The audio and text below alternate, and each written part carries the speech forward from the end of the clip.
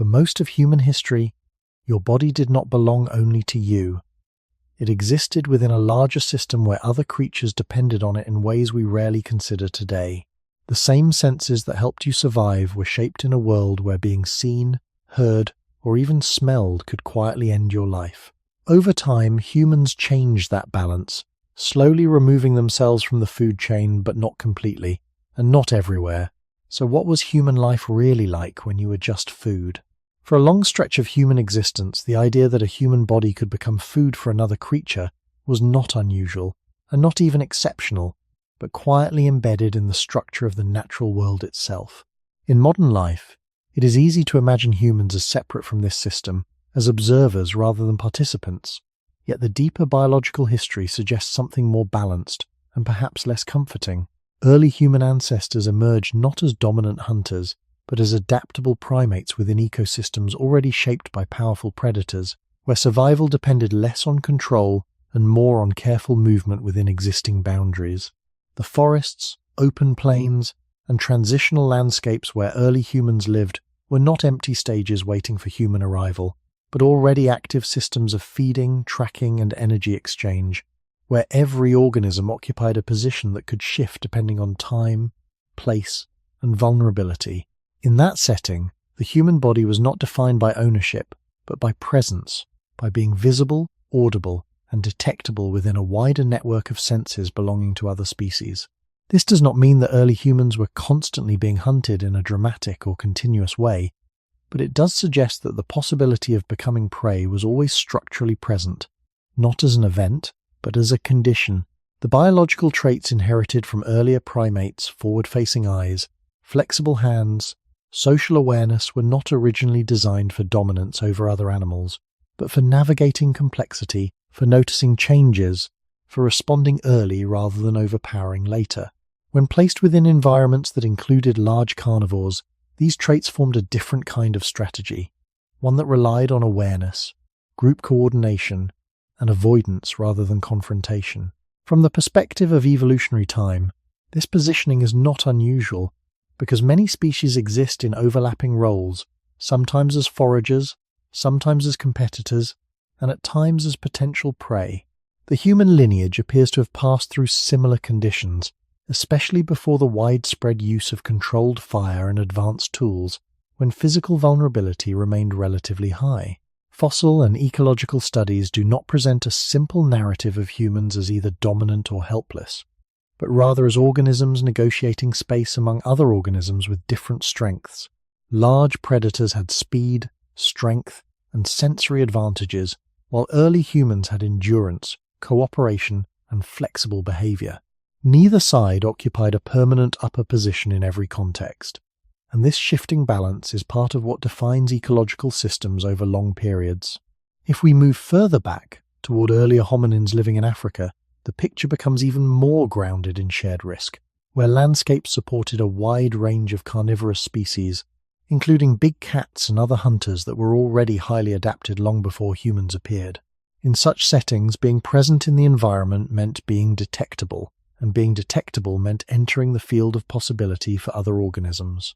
This does not imply constant danger in an immediate sense, but it does suggest that safety, as it is understood today, did not exist as a stable condition. Instead, there may have been gradients of risk, shaped by time of day, group size, terrain, and subtle environmental cues. The concept of being just food is therefore not a fixed identity, but a way of describing how the human body once fit into broader ecological relationships, where its role could change depending on circumstances beyond individual control. Over time, humans would begin to alter this position, slowly and unevenly, through technological and social developments. But at the beginning, the balance was not yet in their favor, and the memory of that balance, in a biological sense, may still remain quietly present. If the human body once existed within a system where it could become food, then the environment in which that body moved becomes central to understanding how that possibility remained present without always becoming immediate. Early human landscapes were not structured around protection, but around exposure, where visibility, sound, and scent traveled through open air, dense vegetation, or across uneven ground in ways that could not be fully controlled. In forested regions, Layers of foliage created spaces where movement could be partially hidden, yet also where sightlines were limited, making it difficult to detect what was nearby until it was already close. In more open environments such as grasslands, visibility extended farther, but so did exposure, meaning that being seen could happen from a greater distance. Across both types of terrain, the human body did not carry natural features that could significantly reduce its detectability. It did not blend seamlessly into the background, nor did it possess strong chemical defenses or intimidating physical displays that would discourage approach. Instead, its presence was readable, not only to other humans, but to animals whose survival depended on interpreting subtle changes in their surroundings. From the perspective of these animals, a human moving, resting, or even breathing became part of a continuous flow of environmental information.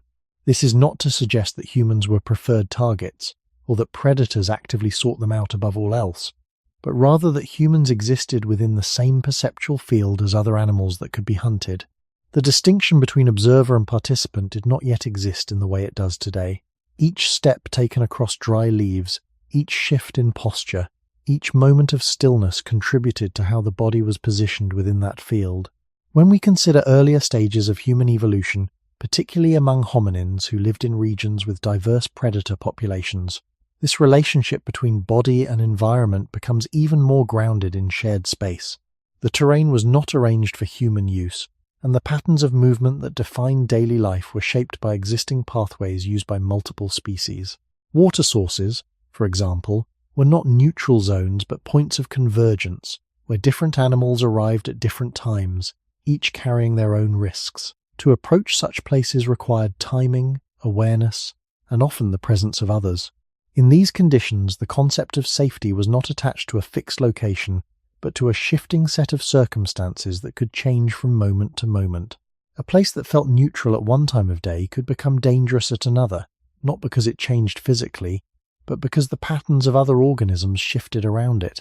This dynamic required a form of attention that was continuous but not overwhelming, a quiet tracking of sounds, movements, and absences. The human sensory system, shaped over long periods, appears to reflect this need, with sensitivity to sudden changes and an ability to detect irregularities within familiar patterns. Yet even with these abilities, the environment did not become predictable in a complete sense. There remained elements beyond perception, movements that occurred outside the range of human senses, or signals that were too subtle to interpret in time. In this way, the environment maintained a degree of independence, not hostile, but indifferent, operating according to patterns that included the possibility of the human body becoming part of another organism's survival. This is perhaps the more precise way to understand the idea of being just food, not as a constant state of threat, but as a structural condition within an environment that did not prioritize human safety, where the body's presence could at any time shift from observer to resource, depending on factors that extended beyond immediate awareness.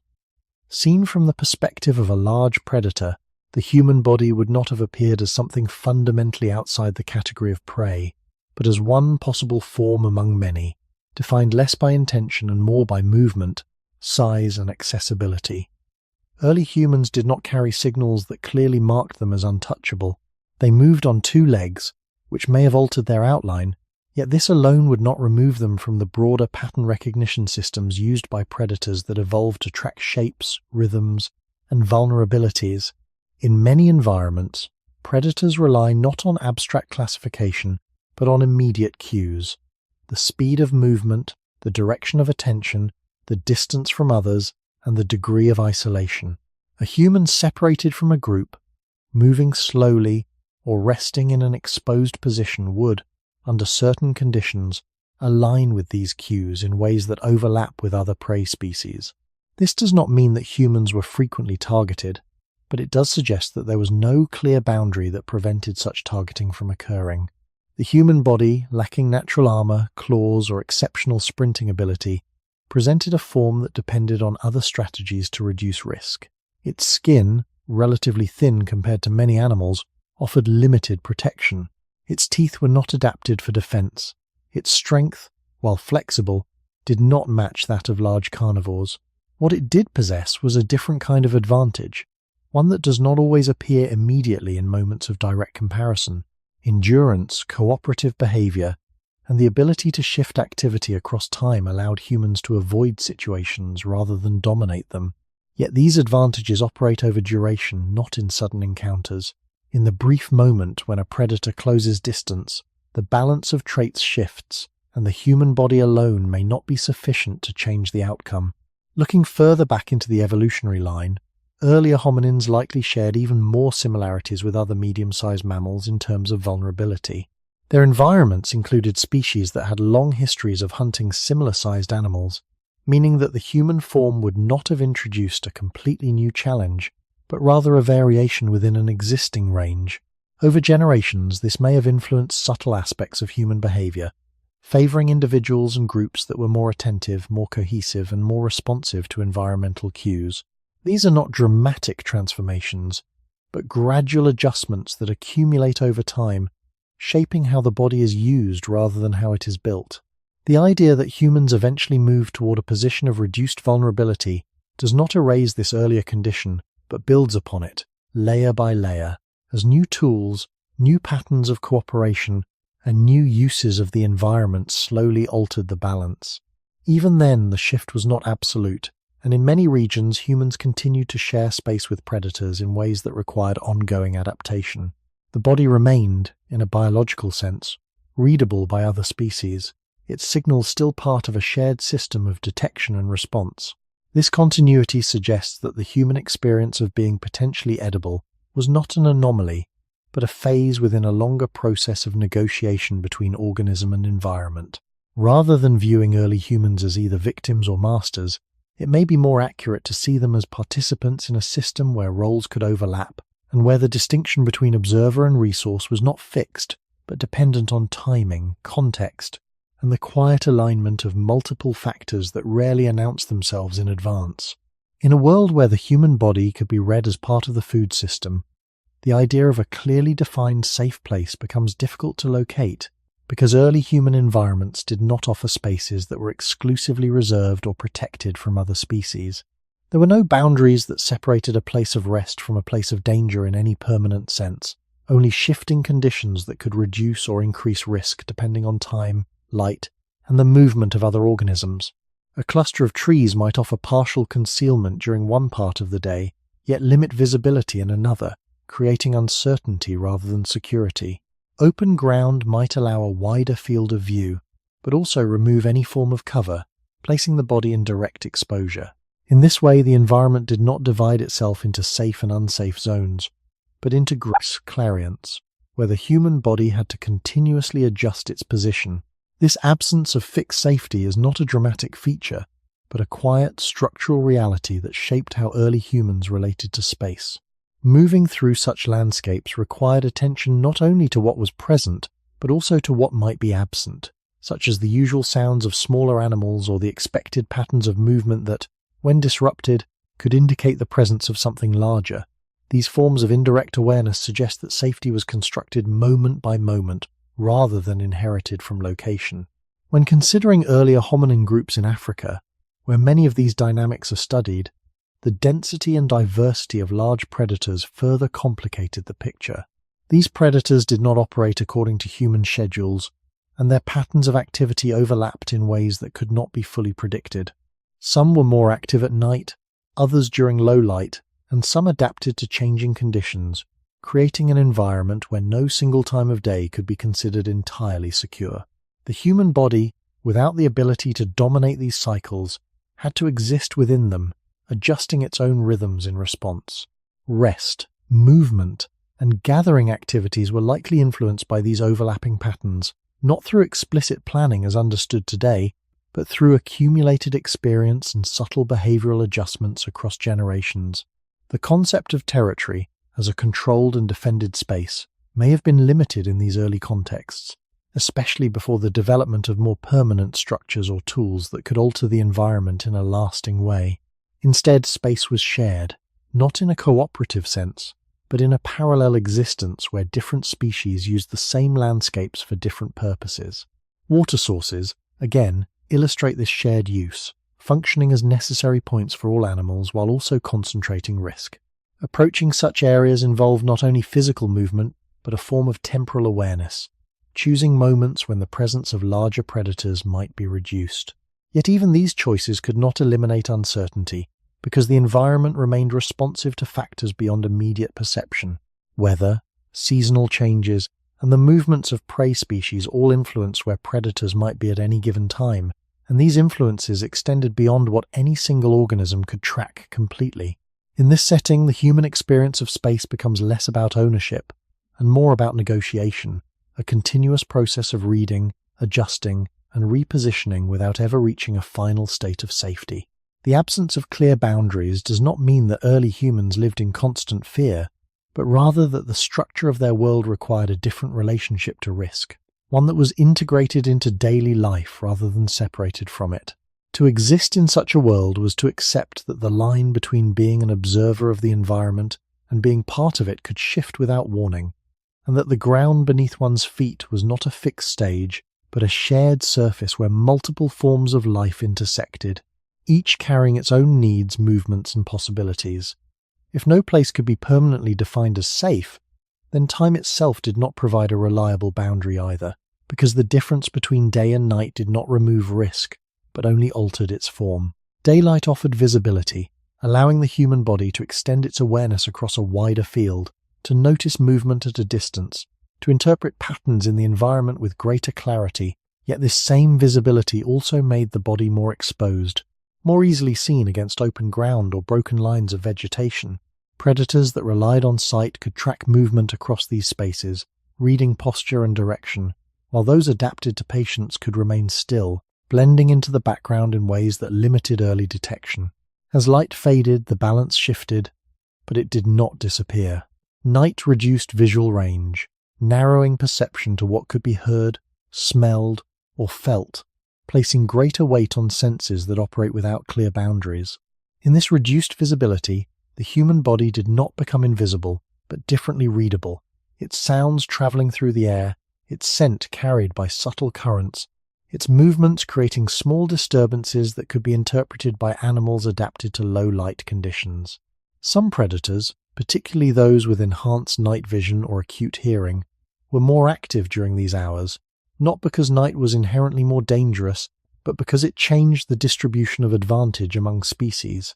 For early humans, this meant that darkness did not simply end the day, but introduced a different configuration of awareness, one where certainty decreased and reliance on indirect cues increased. The body in such moments may have remained in a state of partial readiness, not through constant alertness in a dramatic sense, but through a quiet sensitivity to irregularities, to sounds that did not align with expected patterns, to shifts in the environment that suggested the presence of something unseen.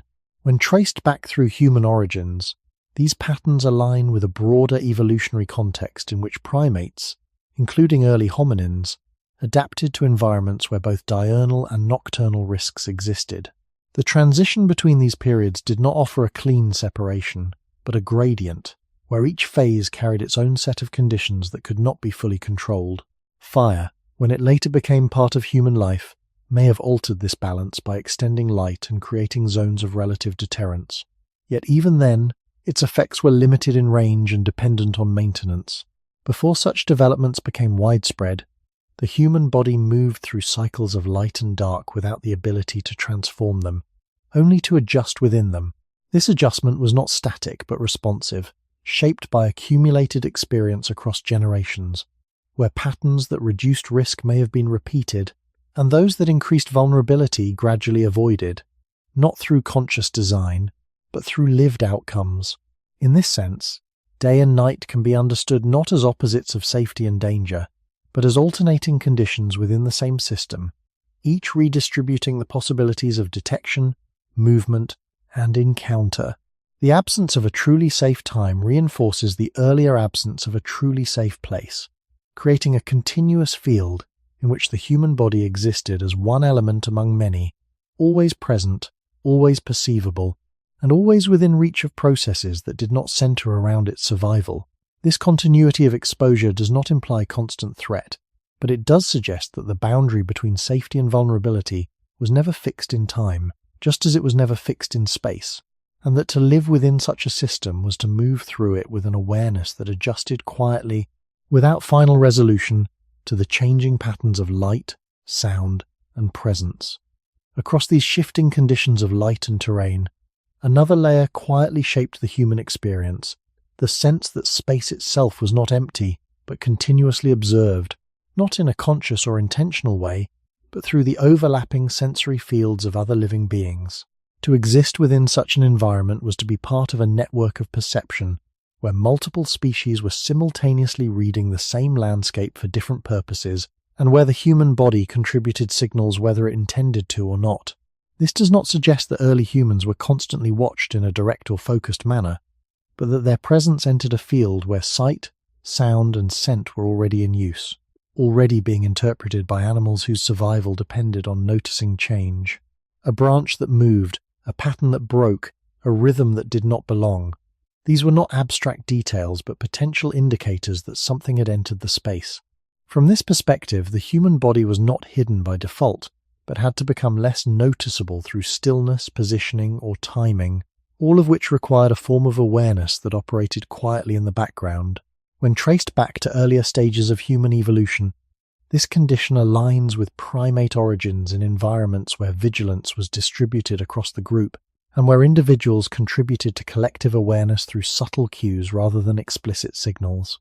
Over time, this may have shaped how humans responded to the idea of being seen not as a sudden event, but as a constant possibility that required gentle adjustment rather than dramatic reaction.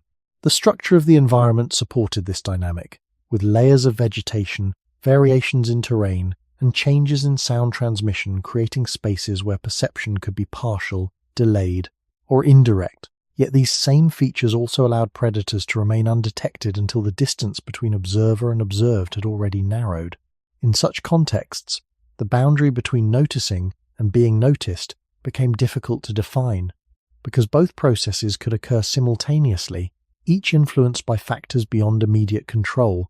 The human body, moving through this shared field, carried with it a set of signals that could not be entirely removed, only reduced or redirected.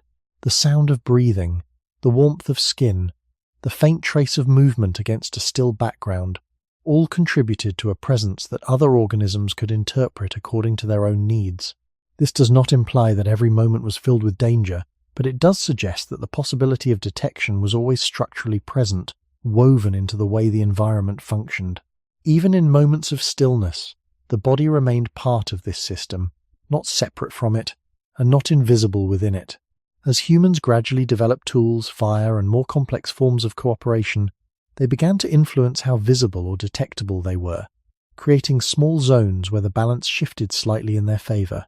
Yet these changes emerged slowly, layered over an earlier condition in which the environment was not something to be controlled, but something to be read. The idea of being just food can therefore be understood through this lens, not as a constant outcome, but as a potential embedded in the way bodies, senses, and spaces interacted. The human body did not need to be actively pursued at all times to occupy this role. It only needed to exist within a system where it could be perceived, and where perception could, under certain conditions, lead to action. In this sense, the experience of being part of a watched environment was less about fear and more about position, a quiet placement within a larger network of life that continued regardless of individual awareness, and in which the line between observer and observed remained fluid, shaped by movement, timing, and the subtle exchange of signals that passed through the landscape without pause. When the human body is placed back into these shared environments, it begins to take on a different meaning when viewed through the sensory world of a predator, not as a symbol or an identity, but as a set of physical signals that can be interpreted in relation to movement, energy, and opportunity. Predators do not recognize categories in the way humans describe them. Instead, they respond to patterns that suggest vulnerability or accessibility. In this context, the human form, upright and relatively slow to accelerate, would not automatically stand apart from other medium-sized animals moving through the same terrain. Its outline may have been unfamiliar in some respects, yet unfamiliarity alone does not always prevent engagement, especially in ecosystems where animals must constantly assess and reassess what is possible. The human body, lacking fur that blends with surrounding textures or natural structures that signal defense, presents a surface that reflects light, casts shadow, and shifts shape in ways that can be tracked. Its movement, often steady and sustained rather than sudden and explosive, may reduce immediate attention in some cases, but increase detectability over longer distances. This combination places the human body in a position where it is neither fully concealed nor fully protected, existing in a middle range that depends heavily on context. Looking further back to early hominins, whose bodies were in some ways closer to other primates, the overlap with typical prey characteristics may have been even more pronounced, particularly in environments where similar-sized mammals were regularly hunted. In such settings, the distinction between a human and another animal would not necessarily remove the possibility of predation, but might instead require a process of evaluation by the predator, a brief alignment of cues that determine whether pursuit is worthwhile. This process is influenced by many variables, including distance, terrain, group presence, and the condition of the predator itself. A solitary human in open ground, moving without cover, may present a different set of signals than a group clustered together near complex terrain. The predator's decision is not based on certainty, but on probability, on whether the available information suggests a manageable outcome. From the perspective of the human body, this means that its status is not fixed, but contingent, shifting between lower and higher levels of risk depending on how it is positioned within the environment. The absence of strong physical defenses places greater importance on these positional factors, making awareness and movement central to survival. Yet awareness does not eliminate vulnerability. It only alters its expression. The body remains subject to the limits of its senses, and there are always elements that fall outside perception, especially in environments where sound can be absorbed or redirected, and where visibility can change quickly with terrain. Over evolutionary time, the human lineage appears to have responded not by transforming the body into a defensive structure, but by extending its capabilities through behavior, through the use of tools, cooperation, and eventually fire. These developments, however, belong to later stages and do not fully define the earlier condition, where the body itself remained exposed in ways that required continuous adjustment. To understand what human life was like when one could be considered food, it is necessary to see the body not as a fixed entity, but as a participant in a system of interpretation, where its signals were read by other organisms whose survival depended on such readings.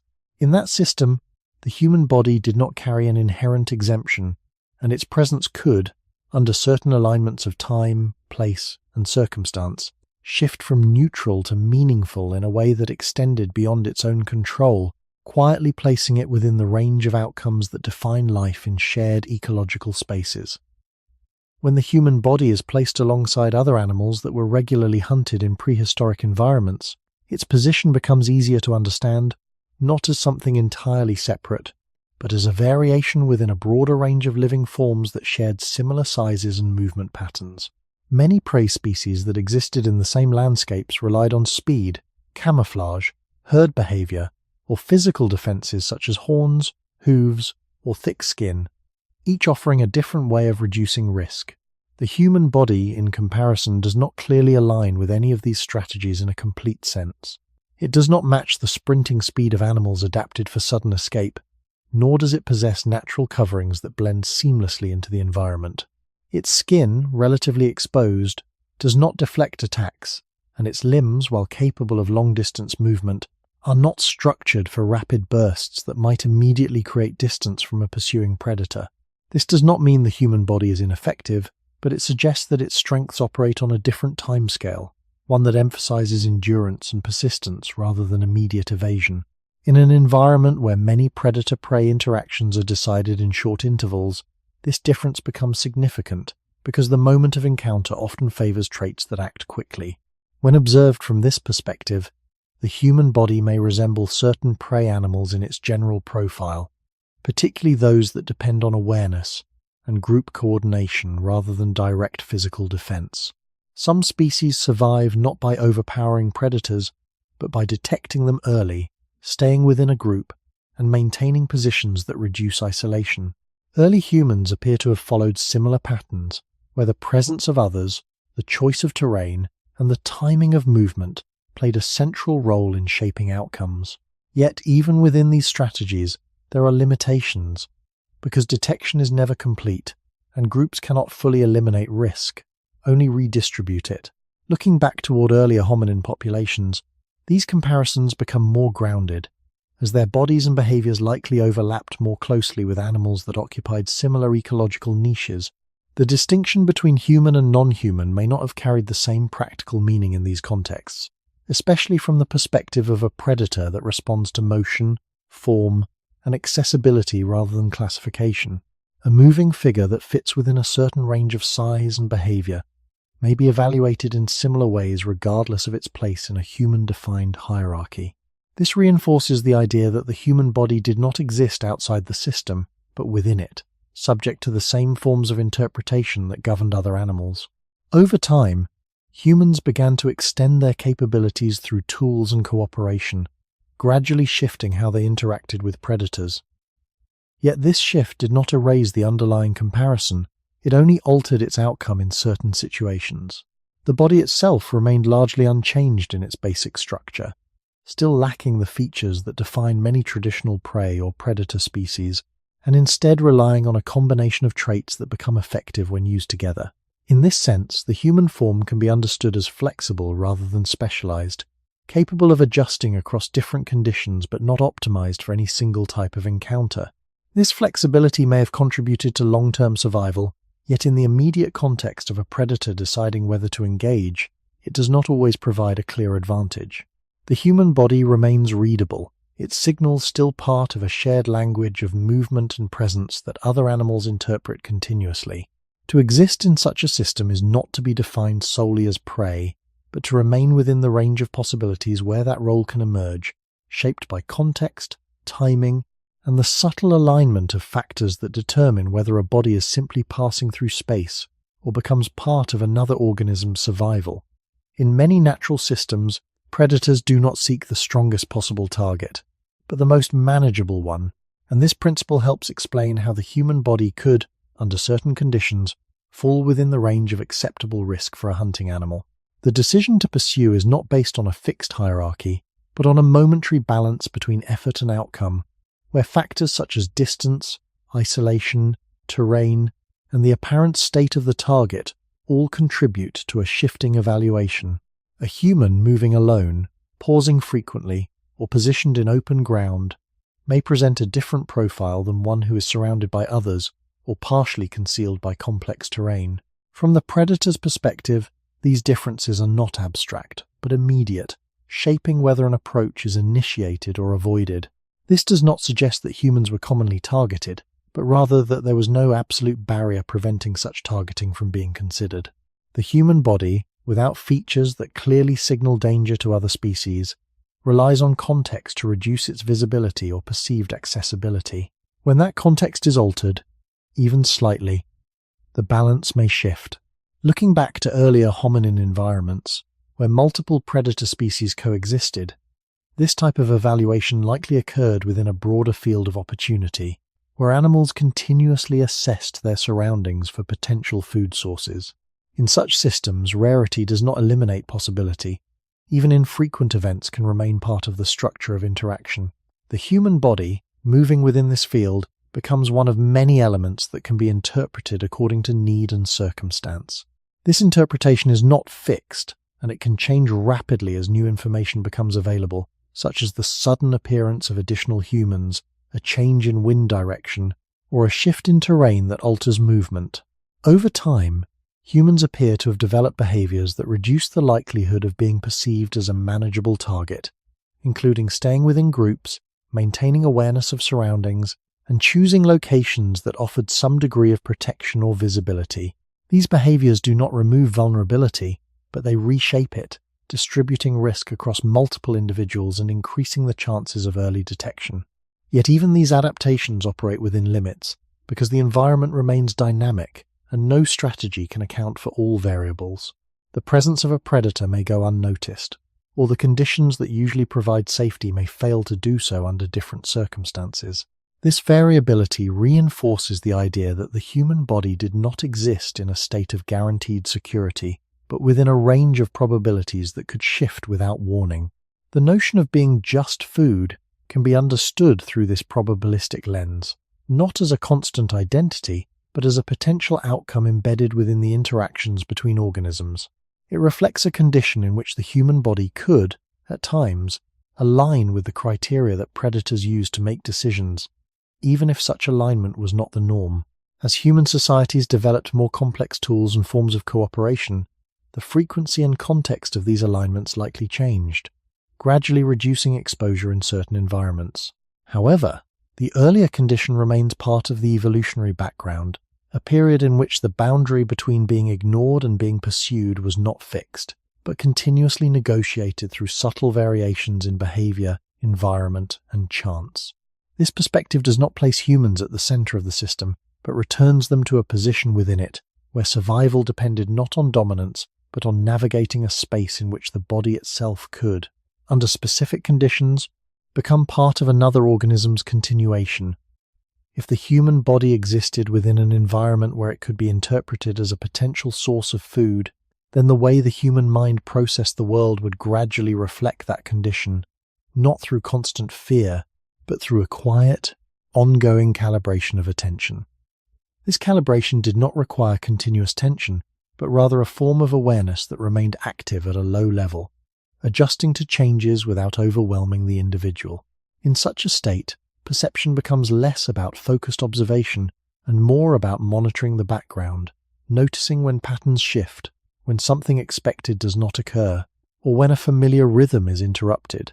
This kind of attention is not unique to humans, but appears across many species that must remain responsive to their surroundings without exhausting their energy. For early humans, whose bodies did not provide strong physical defenses, this sensitivity may have played a central role in how they moved, rested, and interacted with their environment.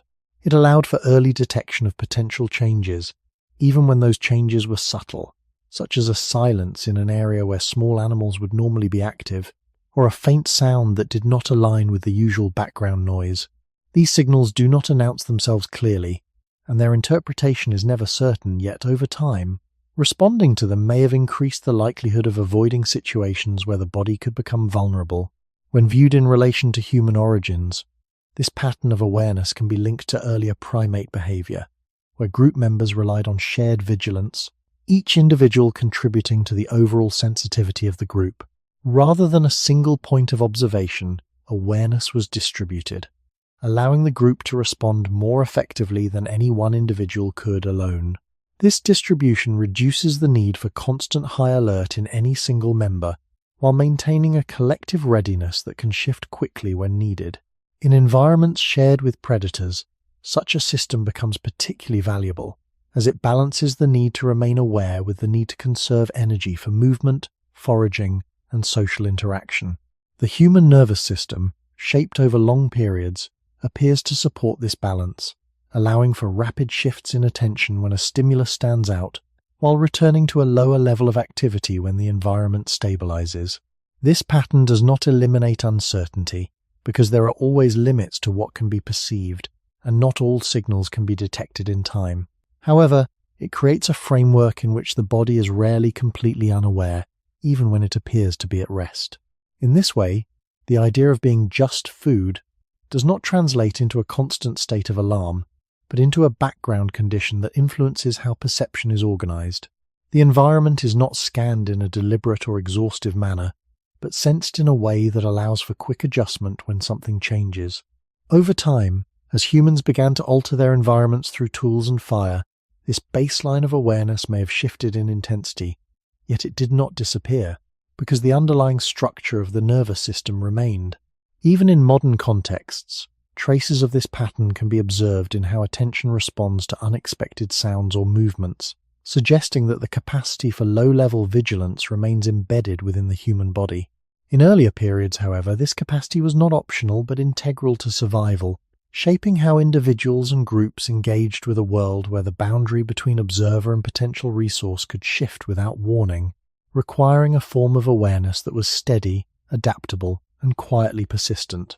The human sensory system, when viewed in the context of these environments, appears less like a set of tools for precise measurement and more like a network designed to detect change, especially the kind of change that does not fully reveal itself. Vision, for example, is not only used to identify clear shapes, but to register motion at the edges of perception, where something shifts slightly against a stable background. This sensitivity to peripheral movement does not provide detailed information, but it creates an early signal that something may require attention. Hearing functions in a similar way, not by isolating every sound, but by filtering patterns and noticing irregularities, a break in the expected rhythm of wind, insects, or distant activity. These small deviations are often ambiguous, yet they can prompt a pause, a shift in posture, or a moment of stillness that allows for further interpretation. Smell, though less dominant in humans than in many animals, still contributes by carrying information that is not tied to direct line of sight, allowing the body to register the presence of something beyond immediate view. Together, these senses do not form a complete picture, but an overlapping field of partial signals that must be interpreted continuously. In early human environments, where large predators could remain hidden until close, this form of sensing would have been particularly important, because it allows for response before full visibility is achieved. The body does not wait for certainty, but reacts to the possibility of change, adjusting position or behavior in ways that may reduce exposure. When traced back to earlier stages of human evolution, these sensory patterns reflect adaptations that are not unique to humans, but shared across species that rely on early detection rather than confrontation. Primates, including early hominins, often depend on coordinated awareness within groups, where one individual's detection of a subtle cue can influence the behavior of others. This creates a distributed system in which information moves quickly, even if it is incomplete, allowing the group to respond as a whole. The human sensory system supports this by enabling rapid shifts in attention, moving from a broad, low-intensity awareness to a more focused state when needed. However, this shift is not always accurate, and false signals can occur, leading to adjustments that may not correspond to actual threats. From an energy perspective, this is still efficient because responding to a possible risk carries less cost than failing to respond to a real one. Over time, such patterns may have been reinforced, shaping how the nervous system balances sensitivity and efficiency. The body learns to operate within uncertainty, using partial information to guide movement and positioning without requiring complete knowledge of the environment. This does not eliminate vulnerability, because there are always limits to what can be sensed, and some signals may remain undetected until it is too late to respond effectively. Yet it creates a framework in which the human body is rarely passive, even in stillness, maintaining a connection to the surrounding environment through a continuous flow of subtle inputs. The idea of being just food can be understood through this sensory lens as well, because it highlights how the body is both an observer and an object of observation, participating in a shared system where detection operates in multiple directions. The same cues that allow humans to notice changes are also available, in different forms, to other animals, creating a reciprocal field of perception. In such a field, survival does not depend on perfect awareness, but on the ability to respond early enough, often based on signals that remain incomplete, shaping a way of being in the world that is attentive, adaptive, and always connected to what lies just beyond clear perception. Alongside this continuous flow of subtle perception, the human body also carries mechanisms that respond more immediately, shifting from quiet awareness to rapid action in a way that does not depend on deliberate thought. These responses are often described as reflexive, yet they are not isolated reactions, but part of a broader system that links sensation to movement with minimal delay. When a sudden sound breaks the background pattern, or when motion appears unexpectedly within the visual field, the body may adjust posture, tense muscles, or redirect attention before any clear interpretation has formed. This rapid adjustment does not determine what the stimulus is, but it creates a moment of readiness, a brief alignment of the body that allows for either movement or stillness depending on what follows. In environments where the human body could become vulnerable within a short span of time, this kind of response reduces the gap between detection and action, even if the information is incomplete. The effectiveness of such responses does not rely on accuracy in every instance, but on speed, providing a margin in which further perception can occur. When traced back through human origins, similar patterns appear in other primates, where sudden changes in the environment lead to coordinated shifts within the group, sometimes involving brief pauses, changes in gaze, or synchronized movement. These shared reactions do not require explicit communication, but emerge from individuals responding to the same cue in slightly different ways, creating a collective adjustment that can reduce exposure. Over long periods, these tendencies may have become more refined, shaping how the human nervous system balances rapid response with the need to conserve energy. Not every stimulus leads to full activation, and many small changes are filtered out, allowing the body to remain stable in environments that are otherwise filled with variation. However, when a signal crosses a certain threshold, the shift can be immediate, moving from low-level awareness to a state that prepares for action. This threshold is not fixed, and it may be influenced by context, by recent experience, or by the presence of others, creating variability in how the body responds across different situations. Even with these mechanisms, there are limits, because no system can respond to what it does not detect, and some events may occur outside the range of perception. The human body remains dependent on the flow of information from its surroundings, and when that flow is incomplete, the timing of response may not be sufficient to change the outcome. Yet the presence of these rapid adjustments suggests that the body evolved within conditions where delay carried a cost, and where even a small increase in response time could influence survival. The idea of being just food can be seen here not as a constant outcome, but as a pressure that shaped how quickly the body needed to move from sensing to acting, embedding within the nervous system a capacity for sudden change that remains present even in modern contexts. This capacity does not guarantee safety, but it reflects a history in which the boundary between observation and action had to remain flexible, allowing the human body to respond to a world where signals could shift without warning, and where the difference between stillness and movement could, at times, alter the way the body was read by other organisms sharing the same space.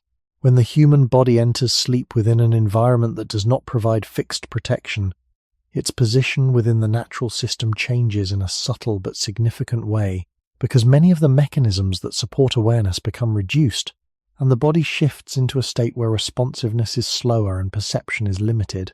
Sleep does not remove the body from the environment, but alters how it participates in it, reducing the ability to detect and respond to external signals while still remaining physically present and therefore detectable. In early human contexts, where shelter was minimal or absent, this transition would not have been a complete withdrawal, but rather a partial disengagement, shaped by evolutionary pressures that balance the need for rest with the need to remain responsive. Evidence from modern human sleep patterns suggests that sleep can be fragmented, with periods of lighter stages interspersed with deeper phases, and it is possible that in earlier environments, lighter sleep may have been more common, allowing for quicker responses to unexpected changes. This does not imply that early humans were constantly waking or unable to rest, but that their sleep architecture may have been influenced by the conditions in which it occurred, adjusting to environments where full disconnection from surroundings carried risk. When traced back to primate behavior, similar patterns can be observed, where individuals sleep in positions or locations that provide some advantage, such as elevation or proximity to others, and where the group itself contributes to reducing vulnerability. The presence of multiple individuals creates a distributed form of awareness, even during rest, as slight movements or sounds from one member can influence the state of others. This shared condition does not eliminate exposure, but it alters it, making it less likely that all members are equally unresponsive at the same time. In prehistoric landscapes, the choice of where to rest would have been shaped by these considerations, favoring locations that offered some combination of visibility, limited access, or familiarity, even if none of these factors provided complete safety. Over time, the use of fire may have introduced an additional layer, creating zones where light and heat influenced the behavior of other animals. Yet even this development did not fully remove risk, as its effects were localized and dependent on maintenance. The human body during sleep remained subject to the same physical conditions as during wakefulness, its scent still present, its form still visible under certain light, its sound still part of the environment. The reduction lies not in its detectability but in its capacity to respond quickly once detected. This shift highlights the vulnerability inherent in sleep, not as an exceptional state, but as a regular phase in which the balance between awareness and exposure changes. The idea of being just food becomes particularly relevant here, because the body, in its reduced responsiveness, aligns more closely with the conditions that predators may evaluate as manageable. Yet even within this vulnerability, the human system retains traces of its adaptive history, through lighter sleep stages, through responsiveness to certain sounds, and through the influence of group dynamics. These features suggest that sleep itself evolved not in isolation from environmental pressures, but in dialogue with them, shaping a form of rest that remains connected, even if only partially, to the surrounding world, where the boundary between safety and exposure is not fully closed but gently adjusted as the body moves between states of awareness and stillness. If sleep increases vulnerability by reducing responsiveness, then one of the quiet ways early humans may have adjusted to this condition was not by eliminating sleep, but by redistributing it across time and across individuals within a group. Rather than entering a long, uninterrupted period of deep rest, the pattern may have leaned toward fragmentation, where lighter stages of sleep allowed for intermittent awareness, and where brief awakenings could occur without fully disrupting the overall need for recovery.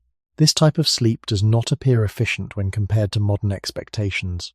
Yet in environments where the body could become exposed without warning, it offers a balance between restoration and responsiveness. The human nervous system supports this possibility, with the ability to shift between different sleep stages and to respond selectively to certain types of stimuli, particularly sounds that differ from the background pattern. Over time, these micro-adjustments may have created a rhythm in which the body was never completely disconnected for extended periods, maintaining a low-level connection to the environment even while resting. When considered alongside group living, this pattern becomes more stable because individuals do not share identical cycles. Some may enter deeper sleep while others remain in lighter stages, creating a natural overlap where at least part of the group retains a higher level of responsiveness. This does not require deliberate coordination in the way it might be planned today, but emerges from variation in individual states, producing a distributed form of vigilance that reduces the likelihood of total unawareness. Among primates, similar dynamics can be observed, where group members rest in proximity, and subtle movements or changes in posture can influence others, creating a loosely synchronized system that responds to disturbance without centralized control. In early human environments, where the absence of constructed shelter left the body more exposed, such group dynamics would have been particularly important, not as a guarantee of safety, but as a way of lowering overall risk. The choice of resting position, the arrangement of individuals, and the selection of location all contribute to how this shared state functions. A cluster of bodies may create a different profile than a solitary individual, both in terms of detection and in the response that follows. The presence of others can also influence the timing of movement, as one individual's shift from rest to alertness may prompt others to adjust, creating a cascade of small changes that ripple through the group. This system does not rely on clear signals or conscious decisions, but on sensitivity to subtle variation, where the boundary between sleep and wakefulness is more flexible than fixed. Over long periods, such patterns may have shaped how human sleep evolved, embedding within it a capacity for partial awareness that reflects earlier conditions of shared vulnerability. Even in modern contexts, traces of this pattern can be observed in how sleep is influenced by unfamiliar environments or by the presence of others, suggesting that the human body retains an underlying structure that remains responsive to external cues. The idea of being just food is not directly experienced during sleep, yet it forms part of the background conditions that shaped how sleep could occur at all, guiding the development of a system that allows for rest without complete disconnection, where the body remains, in a quiet and partial way, linked to the environment that surrounds it. The place where the human body comes to rest does not exist outside the larger structure of exposure, and in early environments, the selection of a sleeping location becomes a subtle form of adjustment rather than a solution. Without constructed shelter, the body must rely on features already present in the landscape, choosing positions that slightly shift the balance between visibility and concealment, access and restriction, openness and enclosure. A rise in the ground may allow a wider view during waking moments, yet offer little protection once the body becomes still. Dense vegetation may reduce direct visibility, but also limit the ability to detect movement approaching from within. Elevated positions, such as branches or natural ledges, can reduce access from certain directions, yet introduce other constraints. including stability and the need to maintain balance during partial sleep. None of these choices remove vulnerability. They only redistribute it across different dimensions. When traced back through primate ancestry, similar patterns appear in the use of trees or elevated structures for rest, suggesting that early hominins may have retained or adapted these behaviors depending on the environments they occupied. Over time, as some groups spent more time on the ground, the need to select positions carefully may have increased, shaping how space was evaluated not only during movement, but also in stillness. The human body, once it enters sleep, cannot continuously adjust its position in response to subtle changes, so the initial placement becomes more significant, carrying the weight of conditions that may shift over the course of the night. Proximity to others also plays a role, as clustered arrangements can influence both detection and response, creating a shared zone where individual vulnerability is partly absorbed into the group. Yet this clustering is not without cost, as it may increase overall visibility or attract attention in ways that a single body might not. The environment, in turn, responds according to its own patterns, with temperature changes, wind direction, and the movement of other animals altering how a location functions over time. A place that offers relative stability at one moment may become less favorable as conditions change, and the sleeping body, with reduced awareness, may not immediately register these shifts. This reinforces the idea that rest occurs within a dynamic system, not a fixed setting, where the boundary between safety and exposure remains fluid even during stillness. The introduction of fire, when it becomes part of human life, begins to alter this relationship by creating localized zones of light and heat, influencing the behavior of some animals and extending the range of perception into the surrounding darkness. However, this development emerges gradually and does not fully replace the earlier need to read the landscape. The body continues to depend on position, on the subtle advantages offered by terrain, and on the presence of others, all of which contribute to a temporary balance rather than a permanent state. The idea of being just food is reflected here in the way sleep does not remove the body from the system, but places it in a different configuration within it, where responsiveness is reduced and the effectiveness of prior choices becomes more visible. In this configuration, survival is not determined by a single factor, but by the quiet interaction between body, group, and environment, each adjusting in small ways that together shape the conditions under which rest can occur, without fully resolving the underlying exposure that remains present. At a certain point in human development, the controlled use of fire began to introduce a subtle but meaningful shift in how the human body related to its environment, not by removing it from the natural system, but by slightly altering the conditions under which perception and presence operated. Fire does not create absolute protection, yet it changes several variables at once, extending light into darkness, producing heat that affects nearby space, and generating movement in the form of flicker that can disrupt visual patterns. For early humans, these changes may have created localized zones where the balance between visibility and concealment shifted, allowing the body to remain perceptible while also influencing how it was perceived by other organisms. The presence of light extends the range of human vision beyond what would otherwise be available at night, reducing the uncertainty associated with darkness. Yet it also defines a boundary, beyond which visibility quickly falls away. This creates a gradient, where the immediate area becomes more readable, while the surrounding space remains partially unknown.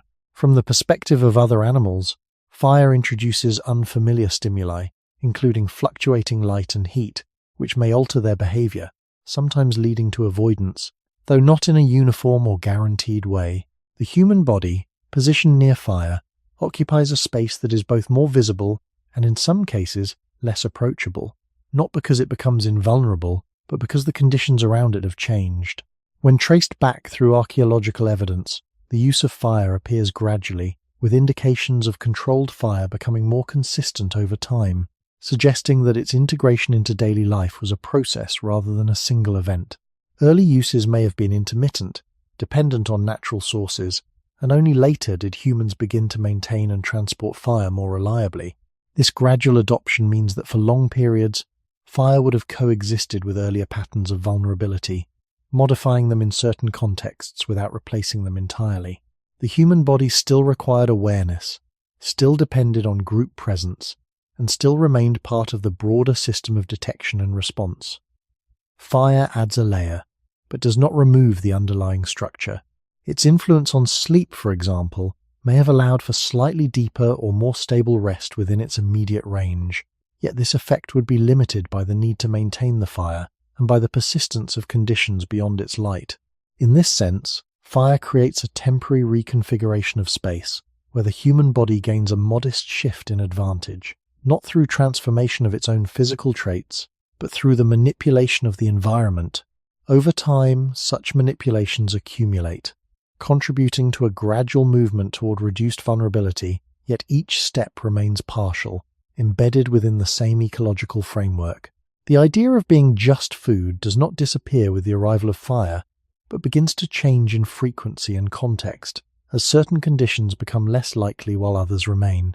The human body, still biologically similar, continues to be readable by other species, yet now exists within pockets of altered conditions where perception, timing, and approach are influenced by an element that extends beyond the body itself. This marks not a sudden shift in status, but the beginning of a long process in which humans increasingly shape the environments they inhabit, slowly adjusting the balance between exposure and control, without ever fully stepping outside the system that originally defined their place within it. As fire became a more consistent presence in human environments, its influence extended beyond light and warmth into the patterns of behavior among other animals, including those that might otherwise approach or share the same space. Fire does not act as a universal barrier, yet it introduces conditions that can alter how animals interpret an area, particularly through its movement, heat, and the subtle sounds it produces. The flickering of light changes the stability of shadows, making outlines less predictable, while the heat creates gradients in the air that carry scent differently. For predators that rely on consistent visual or olfactory cues, these changes may reduce clarity, creating a zone where information is less reliable. In some cases, this may lead to hesitation or avoidance, not because the fire is understood in a conceptual sense, but because it disrupts the patterns that normally guide approach. The human body, positioned within this altered space, benefits indirectly from these disruptions, gaining a slight shift in how it is perceived without changing its own biological form. When viewed through the longer arc of human origins, this interaction suggests that early humans began to influence not only their own behavior, but also the behavior of other species, shaping encounters in subtle ways. However, this influence remains limited in scope, because fire requires maintenance, fuel, and attention, and its effects diminish rapidly beyond its immediate range. Outside the circle of light, the environment continues to operate according to its existing patterns, and animals that are less sensitive to these disturbances may still move through nearby space without significant change.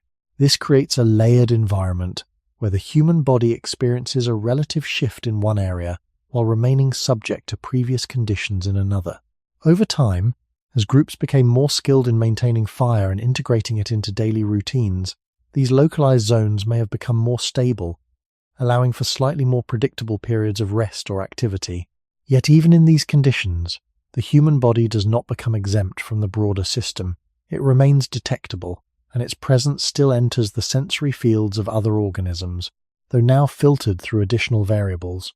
The relationship between humans and predators does not end, but is reconfigured, with certain types of encounters becoming less frequent and others persisting. This gradual change does not produce a clear boundary between safety and danger, but shifts the probabilities in subtle ways, altering how often and under what conditions the human body might be considered accessible. The idea of being just food becomes less central in areas where fire is present, yet it does not disappear because the underlying biological reality remains unchanged. The body itself has not transformed. It still lacks the features that define typical predators or highly defended prey. Instead, it begins to rely more heavily on environmental modification, using external elements to adjust its position within the system. This reliance marks an important transition, not as a complete solution but as an additional layer in the ongoing negotiation between organism and environment. Fire, in this sense, acts less as a shield and more as a modifier, subtly influencing perception, behavior, and timing, and in doing so, reshaping the context in which the human body exists without fully removing it from the conditions that once defined its vulnerability. As fire became more stable within human groups, it did not simply alter isolated moments, but began to reshape the broader structure of daily life in ways that extended beyond immediate protection. The presence of a maintained fire created a central point around which activity could be organized, subtly influencing when humans gathered, rested, and moved. This did not introduce rigid schedules, but it provided a reference within the environment, a place where light and warmth persisted for longer periods, allowing certain activities to extend into times that would otherwise be limited by darkness. The human body, in relation to this shift, began to experience time differently, not as a strict division between day and night, but as a gradient that could be slightly adjusted through the presence of fire. This adjustment may have allowed for longer periods of social interaction, shared awareness, and coordinated rest, reinforcing group cohesion in ways that indirectly influence survival. When individuals remain near a common point, their sensory fields overlap more consistently, creating a more stable network of perception where subtle changes are more likely to be noticed. This does not eliminate risk, but it redistributes it, allowing the group to function with a slightly reduced level of uncertainty within the immediate area. Over longer timescales, such patterns may have contributed to the gradual development of more structured forms of space use, where certain locations became associated with repeated activities, including rest, food preparation, and social interaction. These repeated patterns do not yet form permanent settlements, but they begin to introduce a sense of continuity, where the environment is not only navigated, but also revisited and slightly modified. The human body, within this emerging structure, becomes less dependent on constant relocation and more connected to specific places, even if only temporarily. This connection influences how vulnerability is distributed across time, as periods of rest become more predictable within the context of the group and the maintained fire. However, this predictability remains partial because the surrounding environment continues to operate independently, and the influence of fire does not extend indefinitely. Beyond the immediate zone, darkness, terrain, and the movement of other animals continue to shape conditions in ways that cannot be fully controlled. The human body, therefore, occupies a layered space, where one part of the environment has been slightly stabilized, while another remains dynamic and uncertain. This layered structure reflects a transitional stage, where humans begin to alter their surroundings without fully separating themselves from them. The idea of being just food becomes less dominant within the immediate presence of fire and group cohesion, yet it persists at the edges, in the spaces where control diminishes and the original conditions remain.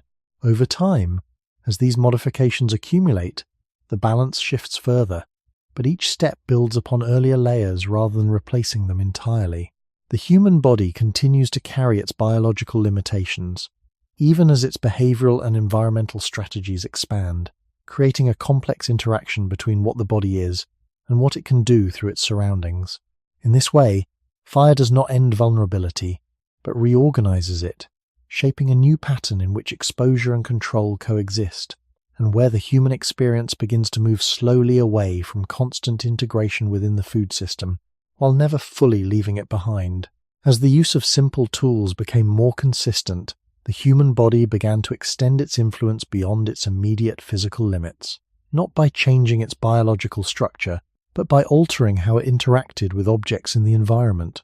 A branch shaped into a stick, a stone selected for its weight or edge. These are small modifications, yet they introduce a new layer between the body and the world, allowing actions that would otherwise be difficult or impossible. This extension does not transform the human into a dominant force, but it adjusts the balance in specific moments, creating brief advantages that depend on context and skill. When viewed within environments where humans could be interpreted as potential prey, the presence of tools changes how encounters might unfold, not by removing risk entirely, but by adding variability to the outcome. A human holding an object that can be swung, thrown, or used to create distance may present a different set of signals to a predator than one who is unarmed, even if the underlying body remains the same. This difference does not guarantee safety, because the effectiveness of a tool depends on timing, coordination, and the specific conditions of the encounter. Yet over repeated use, such tools may have influenced how humans position themselves within the environment, choosing locations where objects could be gathered, reused, or modified, gradually shaping patterns of movement and habitation. When traced back through archaeological evidence, the appearance of stone tools marks a significant point in human development, not because of their complexity, but because they represent a consistent practice of altering materials for specific purposes. These early tools were simple, often lacking refinement, yet they indicate a shift toward using external elements to extend the capabilities of the body. In the context of vulnerability, this shift introduces a form of mediated interaction, where the body is no longer the sole point of contact, but operates through objects that can absorb, redirect, or amplify force. This mediation changes how risk is distributed, allowing the human to influence situations at slightly greater distances or with increased leverage. However, it does not remove the need for awareness, group coordination, or careful positioning, because tools alone cannot compensate for all limitations. The human body still depends on its senses to detect change, on its movement to adjust position, and on the environment to provide the materials that make tool use possible. Over time, as tool use becomes more integrated into daily life, it may also influence social structures, with knowledge of materials and techniques being shared and repeated across generations. This transmission does not require formal teaching in the modern sense, but emerges through observation, imitation, and gradual refinement, embedding tool use within the broader pattern of human behavior. The idea of being just food becomes less immediate in contexts where tools are present, yet it does not disappear, because the underlying biological reality remains unchanged. The human body continues to occupy a position within the ecological system, now supplemented by objects that can alter specific interactions without redefining the entire relationship. In this way, tools represent another step in the gradual process by which humans begin to reshape their place in the environment, not through sudden transformation, but through accumulated adjustments that expand what the body can do while still carrying the traces of earlier vulnerability within it. As tools became more visible in human behavior, they did not only extend physical reach, but began to alter how the human presence was interpreted within the shared sensory world of other animals. A body that carries or manipulates objects introduces movements that differ from those of most prey species, creating patterns that may appear less predictable or more varied. These differences do not necessarily signal danger in a direct sense, but they can influence the way a predator evaluates a situation, adding uncertainty to the process of assessment. A sudden change in direction, the lifting of an arm holding a branch, or the impact of an object against the ground, can disrupt the continuity that predators often rely on when deciding whether to approach. This disruption does not need to be large.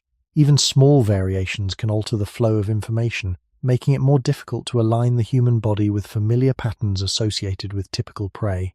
Over time, repeated exposure to such variations may have contributed to a gradual shift in how humans were positioned within the perception of other species, not as a completely separate category, but as a more complex and less easily predictable element within the environment. When traced back through early hominin contexts, this change would have been uneven, appearing in some groups and locations more than others, depending on the availability of materials and the continuity of tool use.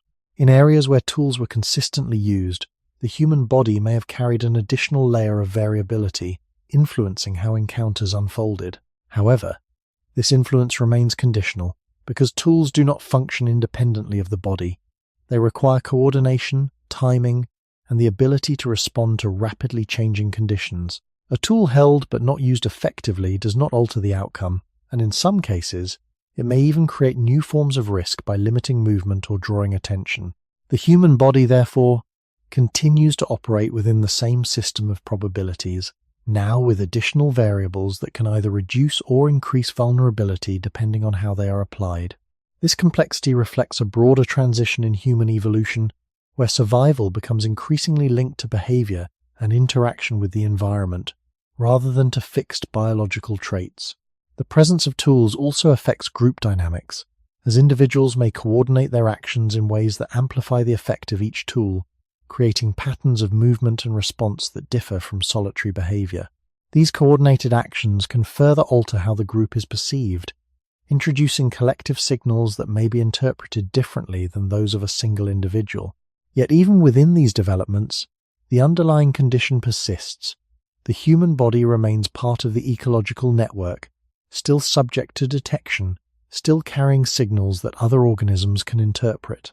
The idea of being just food becomes less stable, more dependent on context, yet it does not fully disappear, because the system itself has not changed in its fundamental structure. Predators continue to assess, environments continue to shift, and the human body continues to move within these patterns, now accompanied by objects that add layers of variation without fully redefining its place. In this way, tools begin to reshape perception itself, not by removing the human from the system, but by making its presence more complex, more variable, and slightly less aligned with the expectations that guide predatory behavior. As tools began to be used within group settings, their effect extended beyond individual action into coordinated patterns that subtly reshaped how humans operated within their environment, not through deliberate strategy in the modern sense, but through repeated interactions that gradually aligned movement and timing across individuals. When several humans respond to the same stimulus while holding or using simple tools, the combined effect creates a layered signal where motion, sound, and spatial positioning overlap in ways that differ from solitary behavior. This overlapping does not require precise planning, yet it can amplify presence, making the group appear less predictable and more complex within the perception of other animals.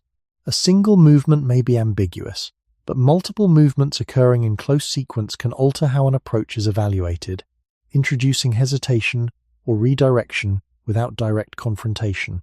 Over time, such patterns may have contributed to a gradual shift in how human groups interacted with their surroundings, allowing them to occupy spaces with slightly reduced vulnerability, not because they became dominant, but because their collective behavior changed the conditions of interaction. When viewed through the lens of early human development, this coordination likely emerged from simple processes such as imitation and shared attention, where individuals adjust their actions based on the behavior of others nearby. These adjustments do not form fixed roles, but create flexible arrangements that can shift depending on context, allowing the group to respond as a dynamic unit. The presence of tools within this system adds another layer, as objects can be moved, struck, or positioned in ways that extend the reach of the group beyond the immediate body.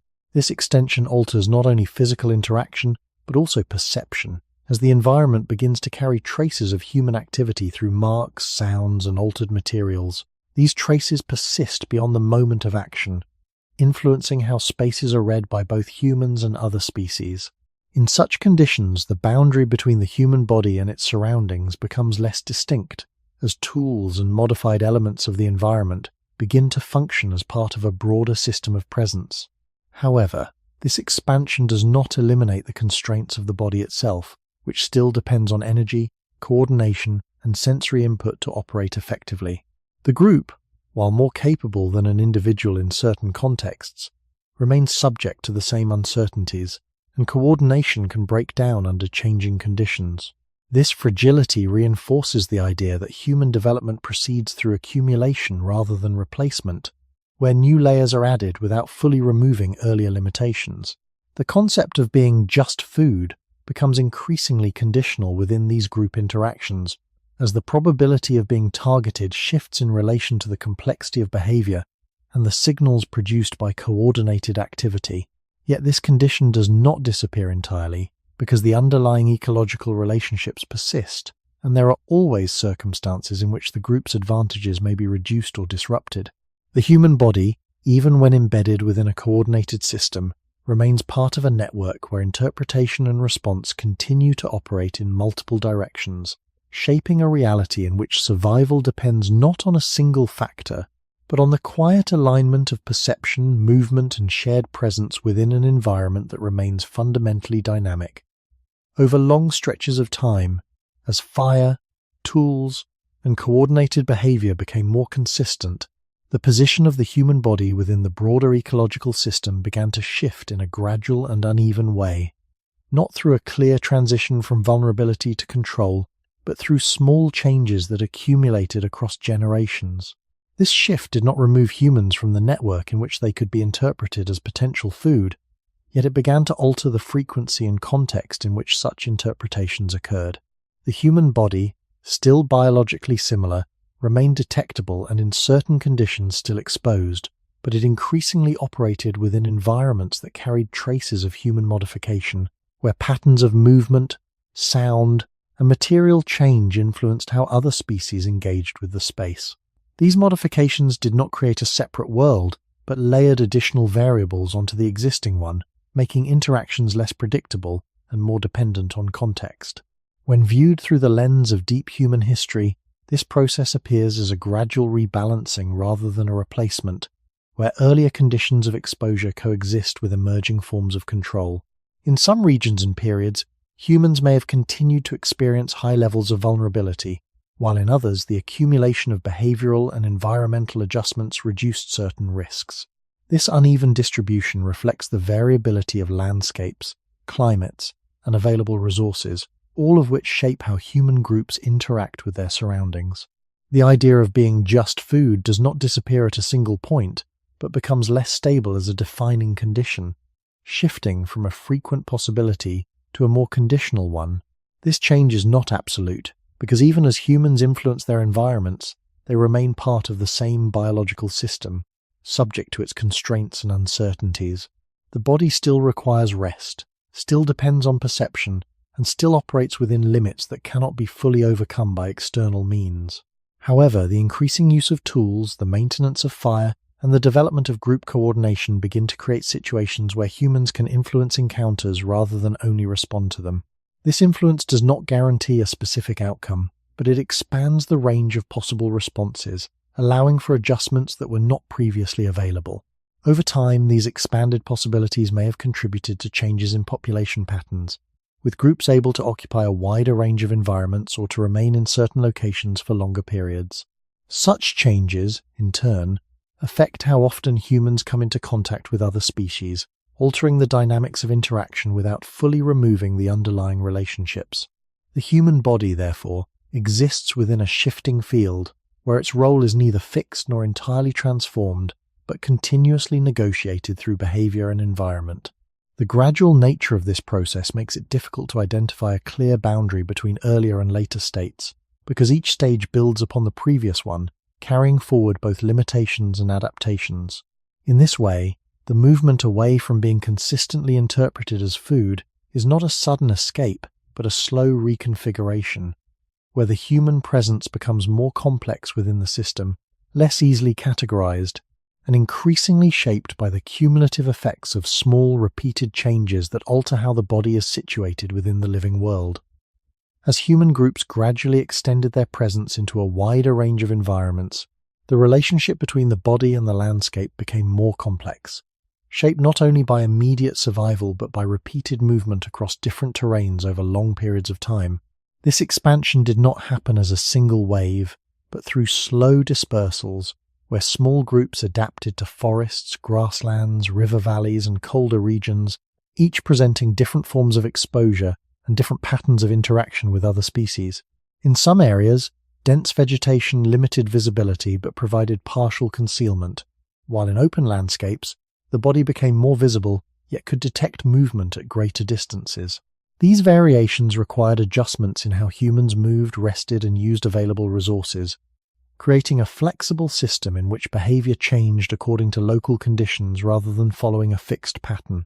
The human body itself did not undergo rapid transformation during these shifts, but its ability to adapt behaviorally allowed it to occupy spaces that would otherwise present significant challenges. When combined with the use of fire and tools, this adaptability created a layered form of interaction, where the same body could function differently depending on the environment it entered. Over time, repeated exposure to diverse conditions may have influenced how humans perceived space, not as a uniform background, but as a set of variables that could be read and adjusted to, with certain features indicating relative advantage or risk. This reading of the landscape does not rely on abstract reasoning, but on accumulated experience, where patterns of success and failure shape future movement and positioning. In this way, expansion is not simply about covering more ground, but about developing a relationship with different environments that allows for continued presence within them. The idea of being just food becomes increasingly dependent on context within this expanded range, as some environments offer more opportunities for control, while others maintain conditions closer to earlier states of exposure. Even within a single region, seasonal changes can alter this balance, shifting vegetation, temperature, and the behavior of other animals in ways that affect how the human body is positioned within the system. This variability prevents any stable resolution, ensuring that vulnerability remains part of the human condition, even as certain risks are reduced in specific contexts. The human presence, therefore, becomes distributed across multiple environments, each carrying its own configuration of exposure and control, creating a dynamic pattern in which no single state defines the whole. Over long periods, this distribution may have contributed to the resilience of human populations, allowing them to persist through changing conditions by moving, adjusting, and reconfiguring their relationship with the landscape. Yet this resilience does not imply independence from the ecological system, because each environment continues to impose its own constraints, and the human body remains subject to the same fundamental processes that govern all living organisms. The gradual expansion of territory thus reflects not an escape from earlier conditions, but a widening of the space in which those conditions are negotiated, extending the range of human experience while preserving the underlying connections that link the body to the environments it inhabits. Even as human groups adapted to a wider range of environments and gradually altered certain conditions through fire, tools, and coordinated behavior, there remained limits that could not be fully removed, because the human body itself did not undergo a transformation that would place it outside the basic structure of the ecological system. The body continued to rely on the same sensory channels, the same patterns of movement, and the same need for rest, all of which carried inherent constraints that could not be completely overcome by external adjustments. In colder regions, the absence of natural insulation required additional strategies, yet exposure to temperature still shaped how long the body could remain in one place. In dense forests, limited visibility continued to restrict perception, even when experience improved the ability to read subtle cues. In open landscapes, distance could be used as an advantage, yet it also increased the chance of being seen from afar. These conditions illustrate that adaptation does not remove vulnerability, but redistributes it across different dimensions, creating new balances rather than final solutions. When traced back through human origins, this persistence of limitation reflects the continuity of biological form, where changes in behavior and environment accumulate more quickly than changes in anatomy. The human body remains relatively consistent in its structure, and this consistency carries forward earlier constraints into later contexts. Even as tools become more refined and fire more stable, the effectiveness of these elements depends on their availability, maintenance, and correct use, all of which can vary across time and place. A tool that is lost or damaged, a fire that fades, or a group that becomes separated can quickly return the body to conditions closer to earlier states, where exposure is more direct and less mediated. This reversibility highlights the conditional nature of human adaptation, where gains are not always permanent, and where the system can shift back under changing circumstances. The idea of being just food remains embedded within this structure, not as a dominant state, but as a possibility that persists at the edges of control, in moments where the alignment of factors reduces the effectiveness of human strategies. These moments may be infrequent, yet their presence reinforces the continuity between earlier and later stages of human life, linking modern conditions to a deeper history in which the body was more directly exposed. Over time, humans continued to develop new ways of modifying their environments, gradually increasing the range of control, yet each layer builds upon an underlying framework that remains unchanged. The human experience, therefore, is not one of complete separation from the ecological system, but of increasing complexity within it, where the body, tools, and environment interact in ways that expand possibilities while preserving fundamental constraints. This perspective allows for a more balanced understanding of human development, one that recognizes both the progress of adaptation and the persistence of limitation, showing how the movement away from constant vulnerability does not eliminate the conditions that once defined it, but integrates them into a broader pattern where exposure and control continue to coexist in varying degrees. When the long movement of human existence is viewed as a whole, from early conditions of exposure to later forms of environmental influence, a pattern begins to appear that does not follow a simple direction from weakness to strength, but instead unfolds as a gradual reconfiguration of how vulnerability is expressed. The human body, at its origin, existed within a system where it could be interpreted as part of the available energy in the environment, subject to the same processes that governed other living organisms. Over time, through the use of fire, tools, and coordinated behavior, this position began to shift, not by removing the body from the system, but by altering the pathways through which interaction occurred. Each layer of adaptation added complexity, allowing humans to influence conditions in small ways, yet none of these layers fully replaced the earlier state. Instead, they accumulated, creating a structure in which past and present conditions coexist, shaping how the body experiences the world. When traced across generations, this accumulation suggests that human survival has depended less on a single decisive change and more on the continuous adjustment of multiple factors, each contributing to a balance that remains dynamic. The idea of being just food becomes part of this broader pattern, representing an early condition that continues to echo within later developments, not as a dominant reality, but as a reference point that highlights how far certain aspects have shifted while others remain. The human body, even in more controlled environments, still carries the same biological form, still responds to unexpected stimuli, and still operates within limits that reflect its evolutionary past. These continuities suggest that the transition from exposure to relative control is not complete but ongoing, shaped by the interaction between inherited traits and newly developed behaviors. In this sense, the human experience can be understood as layered, where different stages of adaptation are not separated by clear boundaries, but interwoven within the same system. Earlier patterns of awareness, movement, and response continue to function beneath newer layers, influencing how the body reacts even when conditions appear stable. This layered structure also explains why certain responses, such as sensitivity to sudden changes or the need for rest in protected spaces, persist even when immediate threats are reduced. They are not remnants without function, but components of a system that developed under conditions where such responses were necessary. By looking at the full arc of this process, the human body appears not as an entity that has escaped its original position, but as one that has gradually reshaped the conditions around it, creating environments where vulnerability is less visible, yet still present in subtle ways. The movement away from being consistently interpreted as food does not erase the underlying connections between humans and the ecological systems they inhabit, but transforms how those connections are experienced, making them less direct while preserving their influence.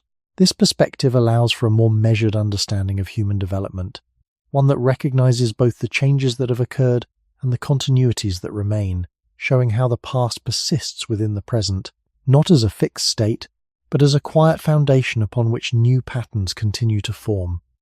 Even within modern conditions, where environments appear more stable and controlled, traces of earlier vulnerability remain embedded in the way the human body perceives and responds to the world, not as direct evidence of ongoing danger, but as underlying patterns that continue to shape experience in subtle ways.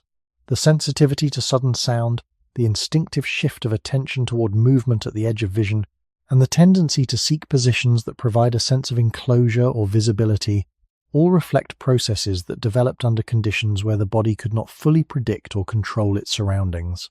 These responses are not consciously maintained as memories of a distant past, but persist as functional elements within the nervous system, guiding behavior even when the original context has changed. When viewed through the lens of human origins, this continuity suggests that adaptation does not erase previous structures, but integrates them into new environments, allowing older patterns to operate alongside more recent developments. The human body, while now supported by constructed spaces and technological systems, still relies on its sensory framework to interpret changes, and still responds to uncertainty with adjustments that echo earlier conditions. This can be observed in how individuals react to unfamiliar environments, where sleep may become lighter, attention more diffuse, and awareness more attuned to subtle cues, even in the absence of immediate threat. Such responses do not indicate a return to earlier states, but reveal the persistence of mechanisms that once played a more central role in survival. The idea of being just food is no longer a defining condition in most modern contexts, yet its influence remains indirectly present through these retained sensitivities, shaping how the body organizes perception and movement. Over time, Cultural and environmental changes have reduced the frequency of situations in which these mechanisms are required, yet they have not been removed because the biological system that supports them continues to operate according to principles that were established over long evolutionary periods. This creates a layered experience, where modern stability coexists with inherited responsiveness, producing a form of awareness that is both grounded in the present and connected to the past. The human body, therefore, carries within it a record of earlier conditions, not in the form of explicit knowledge, but as tendencies that influence how it engages with space, time, and uncertainty. These tendencies may become more noticeable in moments where control is reduced, such as in darkness, isolation, or unfamiliar surroundings, suggesting that the underlying system remains ready to adjust when conditions shift. This readiness does not imply constant danger, but reflects a history in which the boundary between safety and exposure was less defined, requiring a flexible approach to perception and response. In this way, the transition away from being consistently interpreted as food is not complete in a biological sense, because the structures that supported that earlier condition remain part of the human system, continuing to shape behavior in ways that are often subtle, yet deeply rooted in the long interaction between the body and the environments it has inhabited. When all of these layers are brought together, the image that emerges is not one of complete separation from the natural system, but of a gradual and ongoing negotiation in which the human body continues to exist within the same fundamental processes that shaped its earliest conditions. The movement from exposure toward greater control has been real, yet it has not created a boundary that fully isolates humans from the ecological relationships that once defined them. Instead, it has introduced new forms of interaction, where the body, the environment, and the structures built by humans overlap in increasingly complex ways. In this overlapping space, the idea of being just food does not function as a literal description of current life, but as a reference point that helps illuminate the continuity between past and present. It reminds us that the human body was formed within a system where energy moved through living forms and where no organism existed outside that flow. Even as humans have developed the ability to modify environments on large scales, the underlying biological reality remains unchanged. The body still depends on resources, still responds to changes, and still operates within limits that cannot be entirely removed. This perspective does not diminish the significance of human adaptation, but places it within a broader context, where each advancement is part of a longer process rather than a final state. The presence of fire, tools, and social coordination has reshaped how humans experience the world, yet these elements function by adjusting conditions rather than replacing them.